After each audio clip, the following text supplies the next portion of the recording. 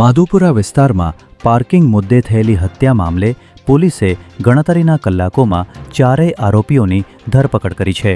અહીં પાર્કિંગ મુદ્દે થયેલી બોલાચાલીએ હિંસક સ્વરૂપ ધારણ કરતા યુવકની કરુણ હત્યાનો બનાવ સામે આવ્યો હતો, જેમાં ટુ વ્હીલર પાર્કિંગ અંગે મિથિલેશ અને આરોપીઓ વચ્ચે બોલાચાલી થઈ હતી, જે થોડી જ વારમાં ઉગ્ર તકરારમાં ફેરવાતા આરોપીઓએ પાઇપ, લોખંડના સળિયા અને બેલ્ટથી હુમલો કરી મિથિલેશની હત્યા નિપજાવી હતી. ત્યારે પોલીસે ગણતરીના કલાકોમાં જ હત્યાને અંજામ આપનાર ઇન્દ્રજીત પટેલ, આકાશ પટેલ, આકાશ રાઉત અને લાલી પ્રસાદને ઝડપી લીધા હતા. સ્ટેટ મોનિટરિંગ સેલની ટીમે બુટલેગરનો ફિલ્મી ઢબે પીછો કરી રણાસણ પાસેથી કારમાંથી દારૂનો જથ્થો ઝડપી પાડ્યો છે. સ્ટેટ મોનિટરિંગ સેલની ટીમને બાતમી મળી હતી કે એક શંકાસ્પદ કાર વિદેશી દારૂનો મોટો જથ્થો ભરીને મોટા ચિલોડાથી નાના ચિલોડા તરફ જઈ રહી છે.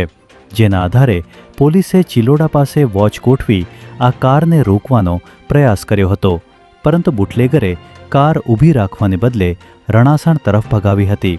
બાદમાં કેનાલ પાસેના ઝાડી ઝાંખરાનો લાભ લઈ કાર બિનવારસી મૂકી બુટલેગર ફરાર થઈ ગયો હતો. ત્યારે પોલીસે કારમાંથી દારૂની 2668 બોટલ કબજે કરી બરી બુટલેગરની શોધખોળ હાથ ધરી છે.